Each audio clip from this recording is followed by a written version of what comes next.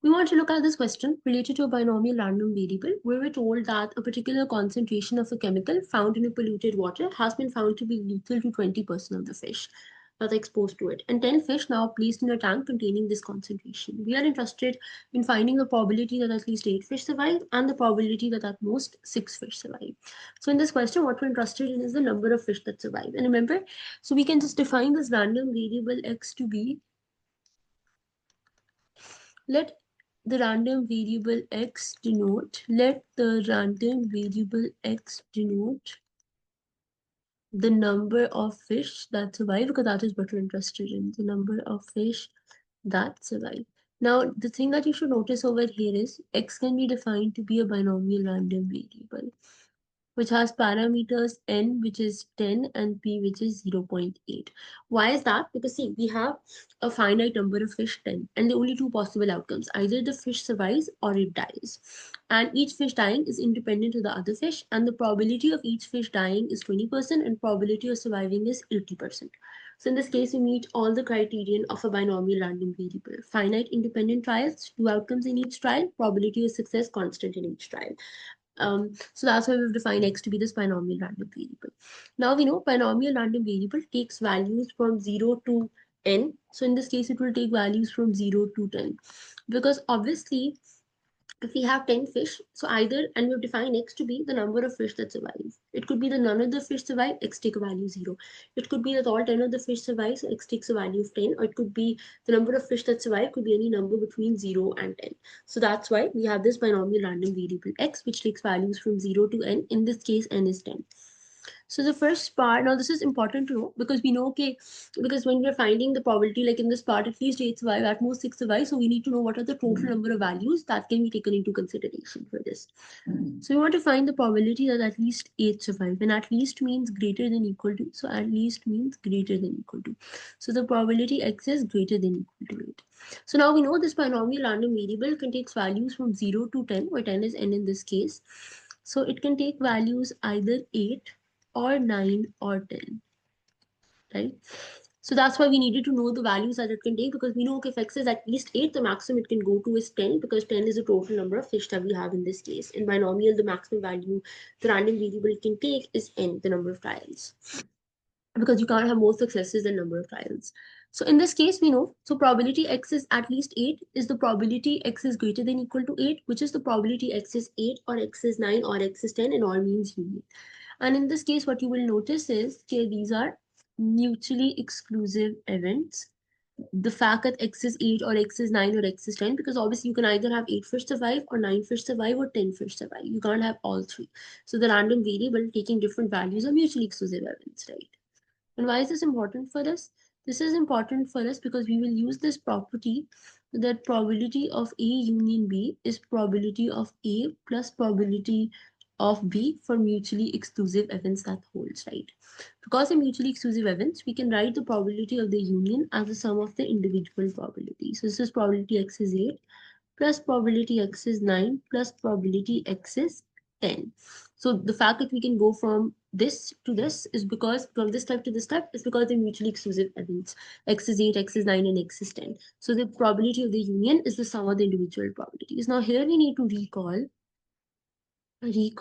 So the PMF of binomial random variable is, PMF for binomial random variable is what? We know it's n choose, so the probability that x is k is just n choose k, p k, 1 minus p, n minus k. Since n is 10 in this case, right, and p is 0.8 in this case, so we can write the probability x is k as 10 choose k 0.8 power k. 1 minus 0.8 is 0.2 power 10 minus k.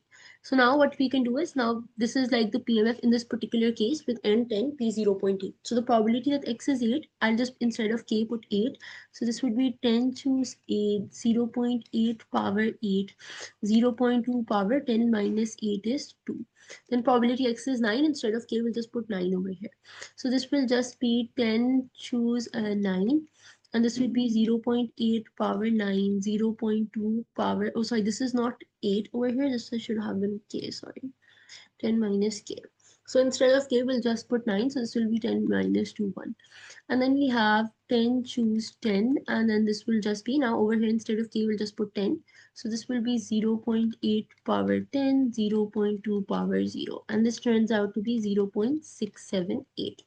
So in this way, you can find the probability that x is at least 8. Now let's look at the next part. The next part is find the probability that at most 6 survive. Now, at most means less than equal to. So the probability that x, which denotes the number of fish that survive, is less than equal to 6. Obviously, one way to do it is that we know x take values from 0 to 10, right? This is something we should keep in mind, that x takes values from 0 to 10 being a binomial random variable, right? So obviously one way to do this is, okay, we could have done it like this, okay, x is less than equal to 6 means that the probability x is 0 or x is 1 or x is 2 or x is 3, and you do this till x is 6. But and then obviously because these are mutually exclusive events, we can write this as probability x is 0 plus probability x is 1, so on till probability x is 6. But here we would have to compute 7 different probabilities, so that's way more time consuming. We can do it in a simpler way, where what we can do is, instead of finding probability x is less than equal to 6, we can use the fact that we know probability sum to 1. So this can be written as 1 minus probability x is greater than 6, the complement rule, right? The probability that x is at most 6 is 1 minus the probability x is greater than 6. This is the complement rule, right? Complement rule. So we can apply the complement rule because this is easier, because now obviously going from 0 to 6 is a lot more probabilities to compute than going from 7 to 10. So obviously then this is, and obviously in discrete random variables, we have to be careful about whether we have a greater than or we don't have a greater than sign, because in this case, obviously the probability that the random variable is equal to a specific value is not 0. So probability x is greater than 6 is actually different from probability x is greater than equal to 6, because this will not include 6. X is greater than equal to 6 will include 6. So we have to be careful about the greater than or greater than equal to sign in this case.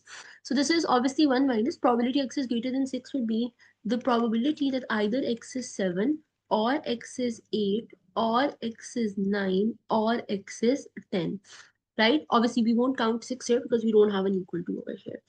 So now obviously again, the random variable taking different values are mutually exclusive events, right? So these are mutually exclusive events, right? Because obviously the random variable either take a value 7, 8 or 9 or 10. It can't take all these values at the same time, right? So we can obviously again apply the fact that probability or union of mutually exclusive events is the sum of the individual probabilities.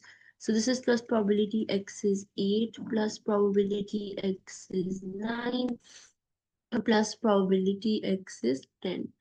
Okay, a good thing over here is that in the last part, we just found this, right? We just found the probability x is at least 8. At least 8 means 8 is counted in it. Again, we have to be careful about whether it's greater than, equal to, less than, equal to, right? Already found in A. So we have already found this in A, so we don't have to calculate this again. So we already found this in A. So we just need to find probability x is 7. So this would be probability x is 7. Again, we found the PMF. So we know 10 choose k, which is 7 in this case. P is we know 0.8 power k, which is 7. And 1 minus p, which is 0.8 power n minus k, which is 3. We found the PMF in the previous part. Plus, obviously, we are adding all these probabilities up. So this we found in part A as 0.678, right? This is from part A. We just found this, so you can use this here, right? So, and once you just simplify this, do some math, this turns out to be 0.12087, right? So in this way, it's a lot easier to do this than finding these 7 probabilities and adding them up, where we can just apply the complement rule, right, and use part A in this case.